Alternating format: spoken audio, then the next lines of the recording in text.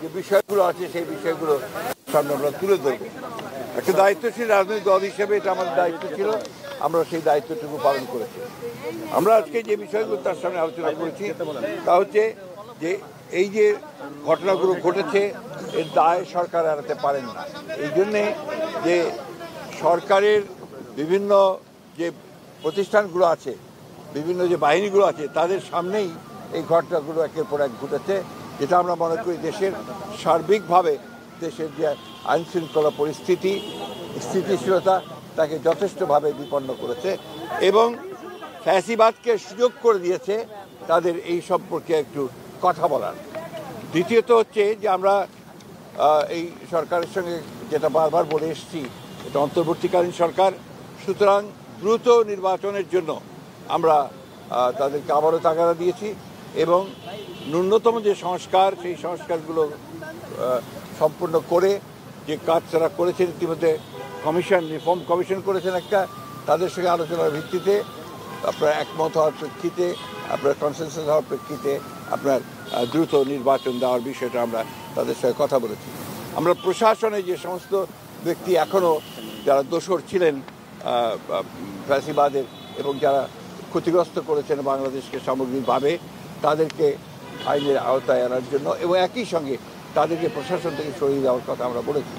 আমরা যারা অর্থনীতির ক্ষতি করেছে, লুট করেছে, যারা লুণ্ঠন করেছে, তাদেরকে আমরা আবারও ফিরিয়ে আনার জন্য, টাকা ফিরিয়ে আনার জন্য, একই সঙ্গে তাদেরকে আইনের আওতায় নিয়ে আসার জন্য আমরা সেটা আবির্ভাব করেছি।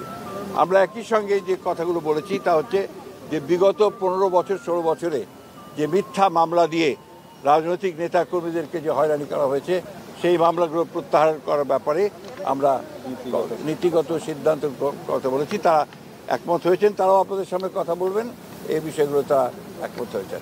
আমরা দ্রব্যমূল্যের ব্যাপারে অত্যন্ত জোরালোভাবে বলেছি যে সরকারের অন্যতম প্রধান ব্যর্থতা হচ্ছে দ্রব্যমূল্য নিয়ন্ত্রণ করতে পারা। সেটা তারা বলেছেন যে তারা এগুলো কাজ করছেন, এই কাজগুলো তারা দ্রুত সরকার চেষ্টা করবেন। সব শেষে আমরা আপনার আইন শৃঙ্খলা পরিস্থিতির কথা বলেছি এবং একই সঙ্গে আমরা সব শেষে যে কথাটা বলা আবারও বলেছি যে আপনার এই একটা আপনার কী চলছিলেন অভিযান, সেই অভিযানটা হচ্ছে ডেভিল হান্ট। আমরা অতীতেও অনেক অভিযান দেখেছি, সেই ধরনের কোনো পুনরাবৃত্তি যেন না হয়, অর্থাৎ কোনো ইনোসেন্ট মানুষ যারা আপনার যেন না হয় এবং এটা নিয়ে আবার যেন কোনো রকমের সমস্যা তৈরি করা না হয়, এই কথাগুলো আমরা অত্যন্ত জোরের সঙ্গে বলেছি। প্রধান উপদেষ্টা এবং তার সঙ্গে যারা ছিলেন তারা আমাদেরকে আশ্বস্ত করেছেন যে অতি দ্রুত তারা নির্বাচনের ব্যবস্থা করছেন এবং তিনি বলেওছেন যে ডিসেম্বরের মধ্যে তিনি নির্বাচনের ব্যবস্থা করে তারা কাজ করছেন। আমরা আশা করব যে জনগণের আশা যেটা আছে, প্রত্যাশা আছে যে অতি দ্রুত এবং একটা রোড ম্যাপ ঘোষণা করবেন তিনি, সেটার মধ্যে দিয়ে আমরা ডিসেম্বরের মধ্যেই নির্বাচন সম্পন্ন হবে বলে আমরা প্রত্যাশা করছি, জনগণও প্রত্যাশা করছে। এবং সেই সঙ্গেই আমরা যেটা বিশ্বাস করি যে গণতান্ত্রিক সরকারের যে আপনার ট্রানজিশন হবে গণতান্ত্রিক ব্যবস্থায়, সেটা অনেক সহজ হয়ে যাবে যদি আপনার একটা নির্বাচন অনুষ্ঠিত হয়। অনেক ধন্যবাদ। আমি আপনাদেরকে এটা দিয়ে যাবো। ছোট্ট একটা প্রশ্ন, সেটা হচ্ছে যে উপদেষ্টা আজকে একজন উপদেষ্টা বলেছেন যে জাতীয় নির্বাচনের আগে স্থানীয় নির্বাচনের বিষয়ে নীতিগত সিদ্ধান্ত তারা নিয়েছেন, আলাপ আলোচনা করে পরবর্তী